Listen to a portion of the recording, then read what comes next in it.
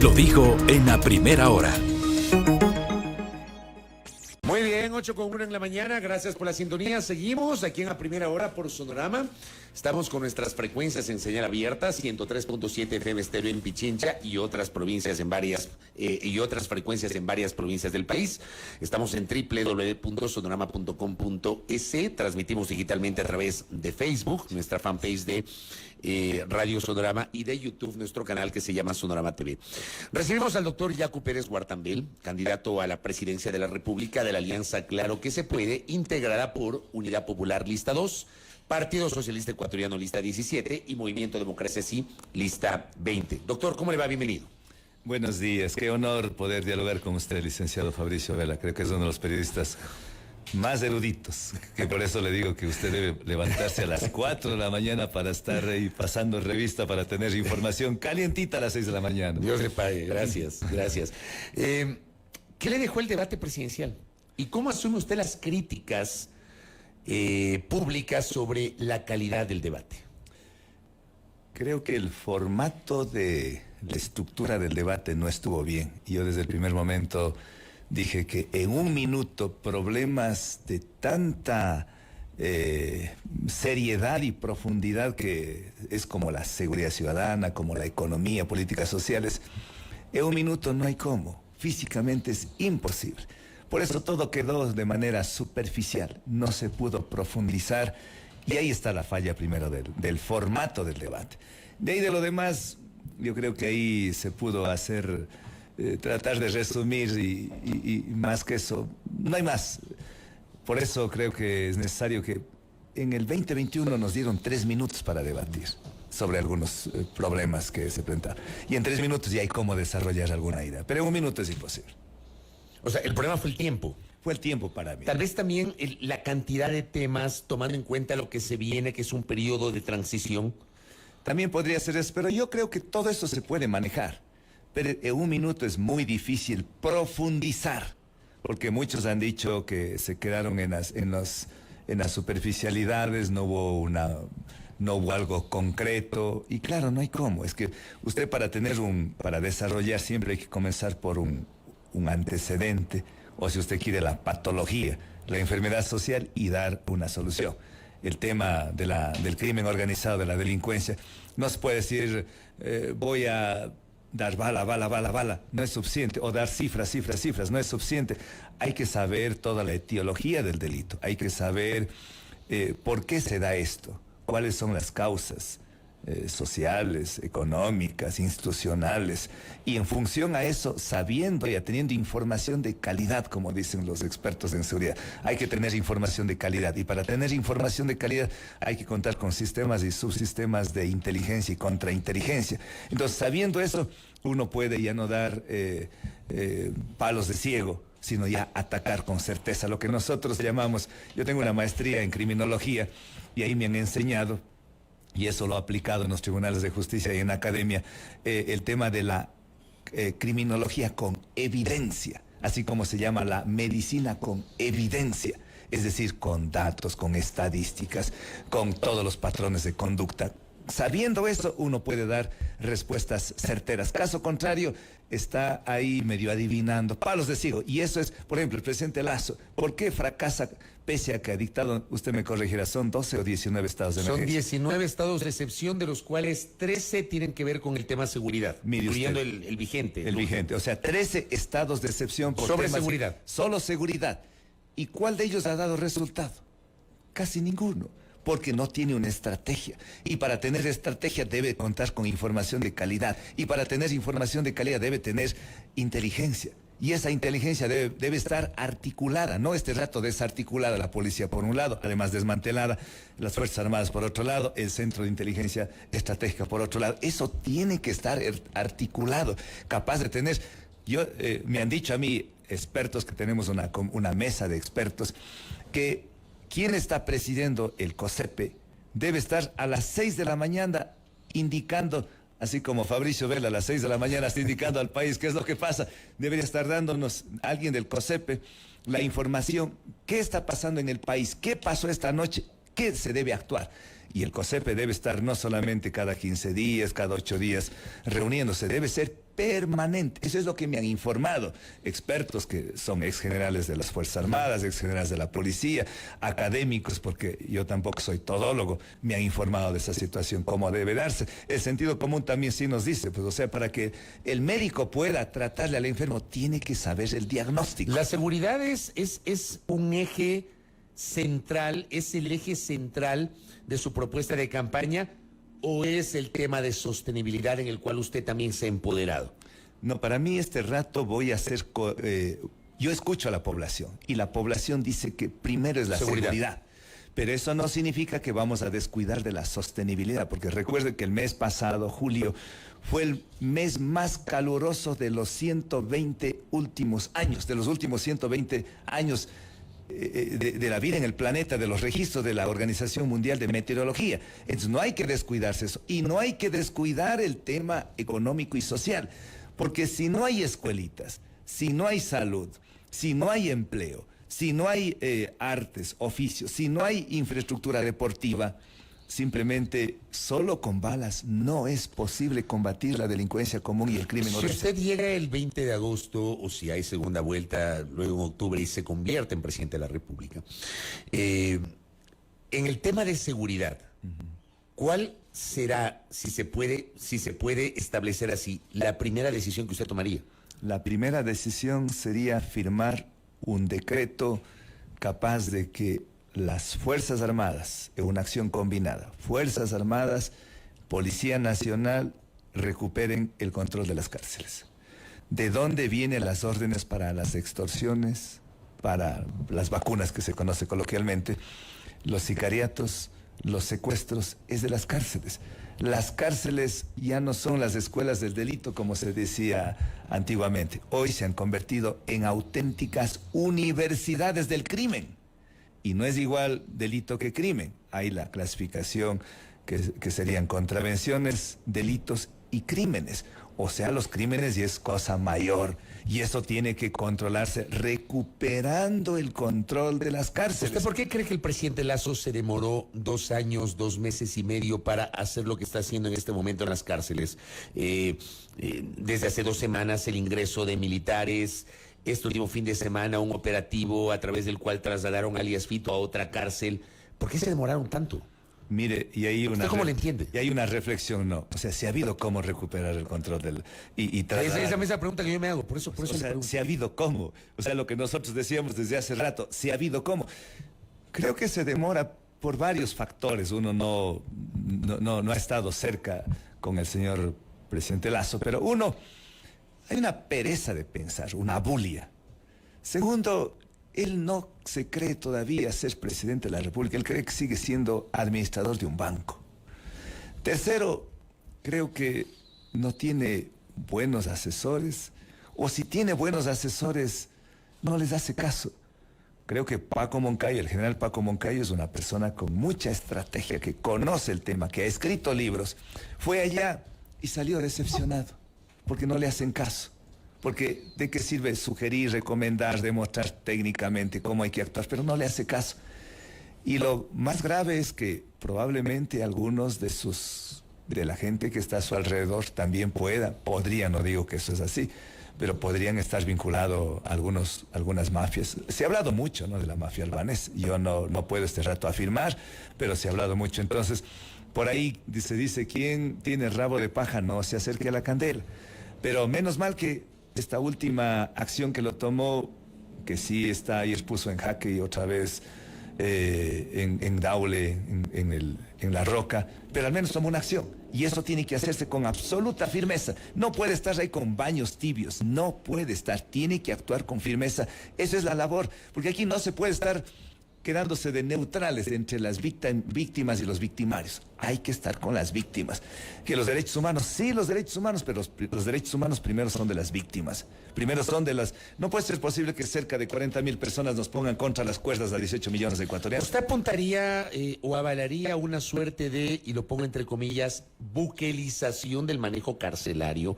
Porque mucho se habla de la comparación de lo que pasa en El Salvador con lo que está ocurriendo en el Ecuador, doctor. No, yo no pondría. Primero, El Salvador es la tercera parte de la población del Ecuador. Es pequeñito, 6 millones de salvadoreños frente a más de 18 millones de ecuatorianos. Es otra realidad. ¿Sabe cuál ejemplo yo le pondría? Le voy a citar solo 3 ejemplos. Ruanda, 1994, genocidio, 1 millón de personas. Con políticas sociales se logró controlar. Medellín, Comuna 13, con políticas sociales, con bibliotecas, con escuelas de primera, mejor que los barrios de élite económica. Incluso cuando no podían ensanchar la vía, porque eran unos canutos ahí, se llevó con el cable metro la transportación de la conectividad de la gente.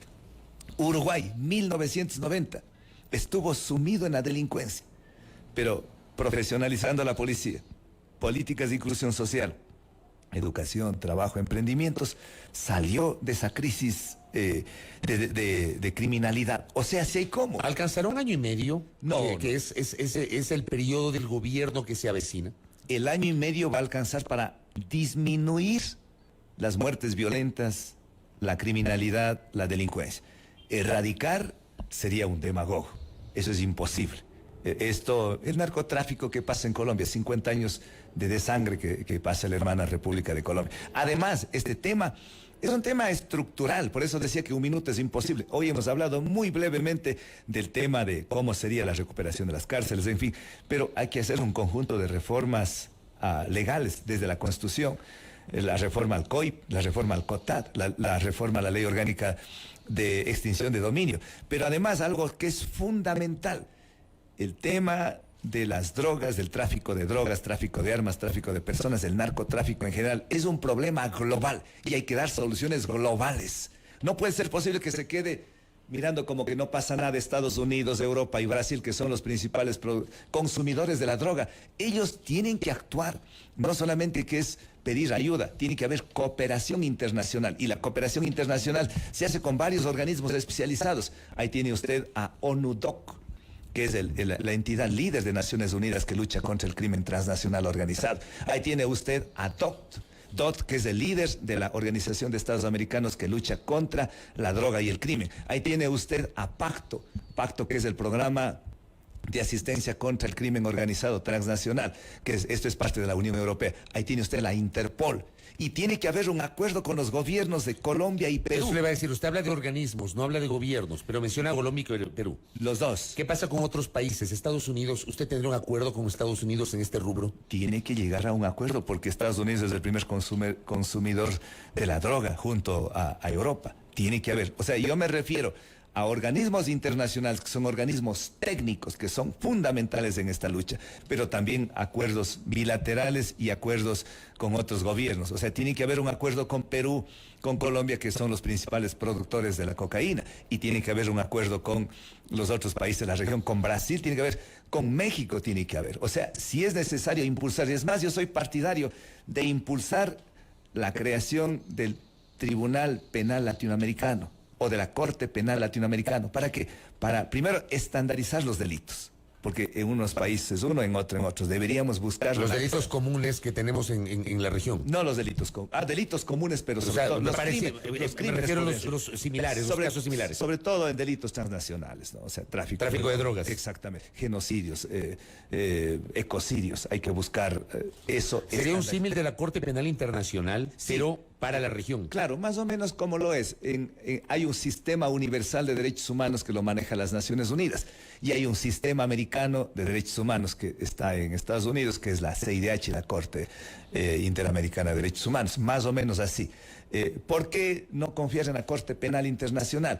Porque este es un organismo global que está aglutinando a 193 países que son parte de Naciones Unidas. En cambio, acá ya solamente sería a nivel de la región del hemisferio americano. Entonces ahí, otro también es de crear un fondo, más o menos como lo hizo en materia económica, es para riesgos, que es ahora que se acerca el fenómeno del Niño y todo, deberíamos crear un fondo un fondo económico latinoamericano, capaz de que ella pueda tener más o menos el espíritu como nació el Fondo Monetario Internacional, que después se volvió un organismo churquero. Pero a nivel de la región es factible esto, en América es factible y sí da resultados. Usted ha mencionado algunas reformas legales y allí es inevitable hablar de la relación que usted, si se convierte en presidente de la República, podría tener con la próxima legislatura. Todo apunta a que la próxima Asamblea Nacional, digamos, probablemente tenga una situación similar en cuanto a su configuración a la que tuvo aquella asamblea disuelta el 17 de mayo. Me explico. Ninguna bancada política tendrá mayoría por sí sola y habrá la necesidad de dialogar y de buscar acuerdos políticos. ¿Usted ve esa posibilidad? ¿Usted cree que es posible ese derrotero de lograr un acercamiento con la próxima legislatura? Yo creo que sí. Estoy absolutamente convencido. Y le digo que sí hemos podido. Mire, para poder llegar a un acuerdo con 5 movimientos políticos de la alianza, claro que se puede. Tuvimos que tener madurez política, renunciamientos para ganar el objetivo. 1, 2. Tuvimos una invitación a raíz del magnicidio en contra de Fernando Villavicencio, que aprovecho para emitir mi solidaridad a ustedes como periodistas, que él fue un periodista, a los simpatizantes de él, a los familiares, que ojalá nunca más se vuelva a pasar ese magnicidio. Pero a raíz de eso, invitamos a un acuerdo para ver qué hacemos frente a la indiferencia del gobierno nacional. Y llegó Otto Sonnenhosner, llegó Javier Herbas, Bolívar González. Bolívar Armijos. Perdón, Bolívar Armijos, mil disculpas. ¿Y usted? Yacu Pérez. Y también estuvo Andrea González. 5 de 8. O sea, si hay cómo. Y cuando lleguemos a la presidencia de la República, yo no voy así como ahora. Mire, para este acuerdo yo les invité, les dejé un mensaje de texto a Jean Topic, a Luisa González y a Daniel Noboa. Sí, no vinieron, nosotros respetamos, pero hicimos. Pero ya cuando seamos gobierno, no podemos excluirles a nadie. Porque, que supongamos, no me caiga bien, pero les cayó bien a un buen sector de la población ecuatoriana. Y en el organismo más democrático que es la Asamblea Nacional están representadas. Hay que invitarlos. ¿Usted no tendría problema en hablar con el correísmo, con los socialcristianos? Toca hablar, pero no hablar de chanchulladas. No. Toca buscar hablar, un acuerdo por encima de la mesa. Un acuerdo sobre la mesa, ojalá con testigos a los periodistas, a la luz pública, diciéndole, esto queremos. ¿Qué les parece? ¿O tienen alguna iniciativa, tienen ustedes sobre el tema de seguridad ciudadanía para tener la paz social? ¿Qué quiere? A ver, conversemos. Y creo que eso es factible. Yo no creo que los socialcristianos ni el correísmo ni nadie está interesado en que siga el desangre en el Ecuador. Creo que estamos todos, absolutamente todos, porque nos afecta al chico y al grande, al maestro, al campesino, al empresario, al periodista, al ecologista, todos nos interesa. ¿Usted con ese posible acuerdo, usted cree factible impulsar estas reformas legales que ha anunciado sobre el tema seguridad? Sí, es importantísimo. Yo creo que por ese lado, diciéndoles, a ver, este es el problema, aquí están los cuellos de botella, aquí están las trabas, aquí están los muros, destrabemos, construyamos puentes, vamos a una reforma de la Ley Orgánica de Extinción de Dominio. Y esa Ley Orgánica de Extinción de Dominio debería ser más o menos imitada como la tienen en Colombia, porque este rato tiene que terminar el proceso penal que dura 5 o 6 años y recién a partir de ahí iniciar esa acción judicial. Debe ser como en Colombia, antes o paralelamente. O el tema de la reforma al Código Orgánico Integral Penal, tiene que haber celeridad. Además del Código Orgánico Integral Penal, déjeme, aunque estoy seguro que usted muy informado que es, la Corte Constitucional en el caso 1412 AN, me parece que es del 2021 o 2020, dice, entre otras, concluye que a partir de agosto del 2014 se crecen los hacinamientos en las cárceles y crece también las prisiones preventivas y las penas por prisión. ¿Por qué? ¿Qué pasa en el 14? ¿Qué pasa en agosto del 2014? Entra en vigencia el Código Orgánico Integral Penal. O sea, el Código Orgánico Integral Penal, y tengo que hablar con expertos en derecho penal como Ramiro García, como Ramiro Ávila Santa María, que son expertos, pero estoy casi seguro que van a coincidir. Es un código que tiene muchas aristas de populismo penal. O sea, este código tipificó y sancionó muchas conductas que no eran necesarias estar en el COIP. porque vivimos un garantismo constitucional, un garantismo penal, en el que solamente se debe tipificar y sancionar aquellas conductas que no mismo hay como, de última ratio, como se suele decir desde el derecho. Desde el derecho. Eso no puede, no debería. Entonces, eso está mal. Y por eso yo estoy en contra de la mano dura que hablan. ¿Qué es mano dura? Mano dura es autoritarismo, es abusar las voluntades, ir en contra de la Constitución, de la ley, es endurecimiento de penas, Pero es pena de muerte. sí se puede llevar adelante mano dura en el marco de la Constitución y de la ley. Y yo digo por eso, Saí, para diferenciar de lo que es el populismo penal, mano dura, digo, mano firme. Y mano firme significa respetando lo que establece la Constitución, respetando lo que dice la ley penal, respetando lo que dicen los procedimientos. Claro que se puede hacer. Y ahí, cuando seamos gobierno, no nos temblará la mano, siempre y cuando estemos dentro del marco constitucional y legal. Hay que aplicar lo que decían los romanos, lex dura lex. La ley es dura, pero es ley. Y esa ley, lo que define el Código Civil ecuatoriano en su artículo 1, dice: la ley no es más que la voluntad del pueblo soberano erigida en ley, que manda, prohíbe o permite. Eso hay que aplicar. Hay algo que usted también dijo en el debate y que a mí sí me quedó rondando en la cabeza, porque eso no va a poder ser aprobado en el corto plazo, que es una reforma al Código de la Democracia. ¿Por qué le digo esto? Porque si usted llega a la presidencia, si hay segunda vuelta y llega a la presidencia, usted se posesionará en la primera semana, más o menos, segunda semana de diciembre, de acuerdo al cronograma. Y la Asamblea tendrá unas 3 semanas, un mes antes, trabajando. Y solamente se puede aprobar reformas electorales hasta un año antes de las elecciones. Y ya en febrero tendremos un año antes de las elecciones de 2025. O sea, cualquier reforma electoral, que creo que sí es necesaria, sobre todo luego de todo lo que hemos vivido en estos meses y en estas semanas y en los últimos días, es necesario, sí, pero seguramente va a aplicarse para el año 2027, ya no para 2025. Va a ser casi imposible, doctor. Probablemente, pero hay que dejar la iniciativa, hay que pasarle a la Asamblea Nacional, porque ¿cuál es el tema de la recuperación de la institucionalidad, de la democracia? Creo que nadie estamos de acuerdo con la proliferación de movimientos y partidos políticos. Y peor todavía, que alguien llegan por tal movimiento, al mes, a los 6 meses, se cambian de camiseta. Y como que no les ha pasado absolutamente nada. Entonces, nuestra propuesta es que en este nuevo régimen, el sistema de partidos políticos llamado Código de la Democracia, aquel que se cambia de camiseta debe perder su curul, debe perder su representatividad popular. 1, 2, debería quien va a inscribir una candidatura en el CNE presentar un certificado de la Unidad de Análisis Financiero y Económico de que en los últimos 7 años, emulando lo que es con el tema de las glosas, de las investigaciones de la Contraloría General del Estado, que en los últimos 7 años no tenga ningún vínculo con organizaciones narcotráfico, organizaciones delincuenciales. Y así como estas, hay algunas reformas, porque todos reclamamos, está mal, porque los partidos políticos, y a usted lo he escuchado, terminan rentando, arrendando, vendiendo sus espacios para que sean candidatos. Y eso no puede ser. Los partidos políticos están desnaturalizados de su papel, que es estar capacitando todo el tiempo. Claro, una formación continua, no solamente aparecer en tiempo de elecciones. Efectivamente, al extremo que muchas personas dicen, no importa qué ideología sea. ¿Cómo que no importa?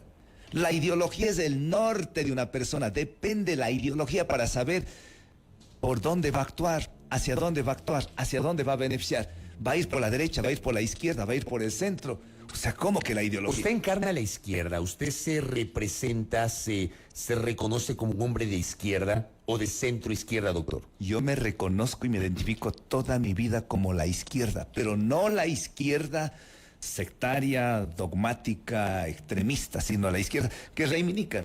La izquierda reivindica generalmente los derechos de los trabajadores, los derechos de los maestros, de la juventud, pero hay que abrazar otras reivindicaciones. La izquierda ecologista, que reivindica los derechos de la naturaleza, los derechos del medio ambiente, los derechos de las mujeres, o sea, toda la lucha feminista, toda la lucha ecologista, toda la lucha de los animalitos, que hoy es parte de la naturaleza. Esos son nuevos derechos que en derecho podríamos llamar, son la tercera generación de los derechos difusos, de los derechos colectivos. Entonces la izquierda nos da una referencia de que nosotros estamos con los de a pie, con la gente menesterosa, con los excluidos. Por eso nos consideramos que somos la opción preferencial de los más pobres, de los más humildes, de la gente honesta. Usted ha hablado del ecologismo y tenemos a la vuelta de la esquina 2 consultas populares. Usted ha sido, digamos, recurrente y reiterado en su postura respecto de las consultas populares. Pero aquí va la pregunta.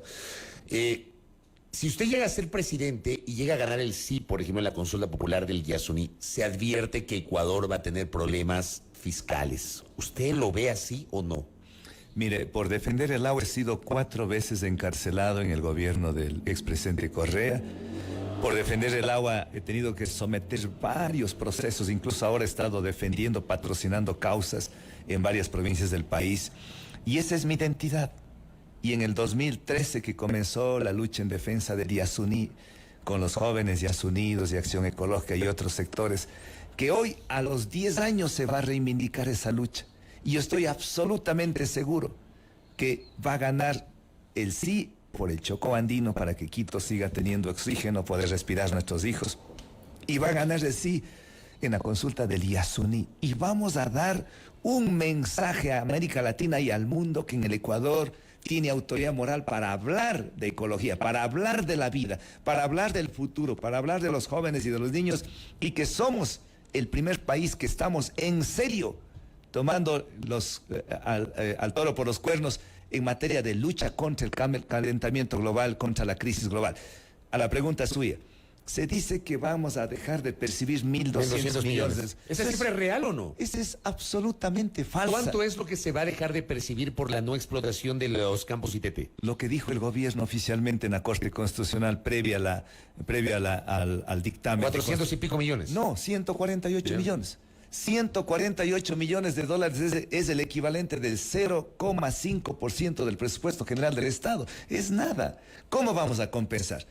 Desde enero del 2024, el OCP, el oleoducto de crudos pesados, toda la infraestructura terminó su plazo de 20 años. Pasa a Petroecuador. Pasa a Petroecuador. Y nos ahorramos ahí 117 millones de dólares de pago. O sea, usted no negociaría un nuevo contrato con el sector privado para el manejo del OCP, sino que pasa a Petroecuador. Pasa a Petroecuador. Simple. Ahí tenemos ya. Pero además de eso tenemos otras fuentes de financiamiento. Tenemos, en contrabando se nos va 664 millones de dólares anuales, tanto por la frontera norte como por la frontera sur. Gas licuado de petróleo, gasolina, diésel. 164 millones de dólares. Si solamente controlamos la mitad, ya tenemos ahí como más de 340 millones de dólares. En contratación pública, corrupción por contratación pública, se calcula que son 4.000 millones de dólares. Eso lo dice que el 25% de contratación pública es corrupción. Eso no puede continuar. Para eso es necesario una reforma a la ley orgánica del sistema de contratación pública.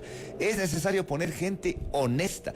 Es necesario entrar en un proceso de digitalización de todos los procesos, que sean más simples, que sean automáticos. Pero sobre todo la digitalización haría que no al último momento, cuando ya está en el proceso casi ya de adjudicación de una determinada obra, meta la carpeta y gane. Esto no puede ser. Entonces la digitalización permitiría que se prende la alarma en cualquier momento del proceso y se detecta quién está metiendo ahí la última carpeta. Hay que hacer un conjunto de reformas. Es difícil, sí, no es fácil, pero no es imposible. Y en el tema minero, igualmente, ¿qué va a pasar con los proyectos mineros en su gobierno si es que gana la presidencia? Nosotros, los contratos que han cumplido con todos los estándares sociales, ambientales, consulta previa, ¿los va a respetar? Vamos a respetar. Por ejemplo, de los 2 proyectos de minería a gran escala que están ubicados en Zamora Chinchipe, ¿usted los va a respetar? De Lundingol, proyecto Fruta del Norte, y de Exa proyecto Cóndor Mirador. Si están cumpliendo con los estándares ambientales, si no están contaminando, hay que respetar.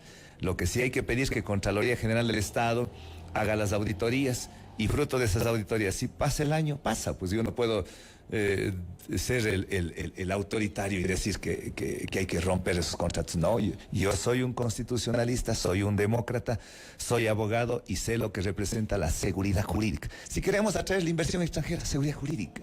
Si queremos mantener buenas relaciones con el país, incluso la lucha contra la delincuencia, seguridad jurídica, respetar la Constitución, respetar la propiedad privada, mantener la dolarización. Es más, fortalecer la dolarización. No con paños tibios, no con experimentos, sino impulsando las exportaciones, atrayendo la inversión privada y algo muy importante aquí con respecto a nuestros hermanos migrantes. Usted sabe que rompió récord el año 2022, 4.500 millones de dólares, superó a las exportaciones de camarón, superó a las exportaciones de banano, 4.500 millones de dólares que los hermanos ecuatorianos, fruto de sus ahorros, enviaron de remesas al Ecuador. Como un justo homenaje y como un mínimo principio de justicia, vamos a crear la cooperativa del migrante, para que sigan enviando esos ahorros vía remesas al Ecuador, pero sin costo alguno. Eso va a mantener y fortalecer la dolarización. Lo último, porque sé que tiene que viajar, y le pregunto rapidito a propósito de una inquietud que me llega. Si llegase a ganar el SIM y usted es presidente, ¿cómo operará este año que dispuso la Corte Constitucional para el desmantelamiento de la infraestructura petrolera en los campos IDT? Algunos especialistas dicen que un año es insuficiente. ¿Usted cómo le ve y cómo se impulsaría aquello? Con eso cierro. Yo también creo que es insuficiente un año, pero hay que iniciar desde el primer momento, hay que iniciar toda la obra de cierre del campamento y la obra de reparación, mitigación. Sería una reparación integral. Hay que iniciarlo, así como se ha hecho el daño, hay que intentar. Algunos van a ser daños irreversibles, pero hay que iniciar. Y esto tomará más de un año probablemente. Pero cuando uno da muestras de que tiene interés, tiene voluntad, tiene firmeza en las decisiones, tiene que hacerlo. Y si falta tiempo, pero que falte tiempo no por lo que hay escasez de voluntad, sino porque hace falta esos tiempos, esos plazos. Yo quiero, como me toca ya despedirle, agradecerles a la prensa por toda esa amplificación de nuestras propuestas que hemos tenido. Yo soy muy reconocido y cuando lleguemos a ser presidente no vamos a tener dificultades. Podemos tener discrepancias, pero no perseguirles a la prensa. 1, 2, quiero agradecerles a todos, a todas por esa confianza que nos han dado. En el 2021 nos colocaban en el 7º, 8º lugar. Ahora las mismas encuestas nos ponen en el 2º lugar. Clic, por ejemplo, que no le conozco al señor gerente, nos pone en 2º lugar, pero en el recorrido a los territorios, en Manta, Portoviejo, Chone, Tosagua, 24 de Mayo, El Carmen, Santana, en Manabí, estamos segundos y muy cerquita del primero. En Los Ríos probablemente lleguemos primeros. Hemos estado en Ventanas, Quevedo, Babahoyo, Vinces, Valencias. Hemos estado en Guayaquil, que parecía una plaza bien difícil para un serrano. La aceptación es gigante. ¿Y qué decir de toda la Sierra Ecuatoriana y de la Amazonía ecuatoriana? Decirles gracias y decirles que somos la única candidatura que le va a vencer en segunda vuelta al correísmo. Y por eso decirles gracias de todo corazón por ese enorme apoyo, por confiar en una persona, por una persona que no habla de la pobreza, ha vivido la pobreza. Yo creo en la superación de los ecuatorianos. Mi padre no tuvo un día de escuela, pero me enseñó lo más lindo, que es la honestidad. Y mi mamá me impulsó hasta el último día para no solamente tener un título de 3er nivel, sino 4 títulos de 4º nivel y ser profesor de varias universidades y leer y escribir 8 libros. Pero lo más lindo, seguir siendo chacarero, seguir siendo músico, seguir siendo voleibolista, seguir siendo el agricultor, el ganadero, y seguir siendo la misma persona con la misma humildad y sencillez de siempre. Eso me hace orgulloso de nuestro país y saber que pronto vamos a cambiar el rumbo de la historia. Así sea 1 año y medio, pero bastará para decir que claro que se puede cuando hay inteligencia y firmeza en nuestras decisiones. Gracias al doctor Yacu Pérez y le deseamos obviamente suerte en el último tramo de la campaña electoral. Gracias por haber asistido a esta entrevista. Yacu Pérez Guartambel, candidato a la presidencia de la República por la Alianza Claro que se puede. Pausa aquí en A Primera Hora. Primera plana. Todas las noticias, todas las voces.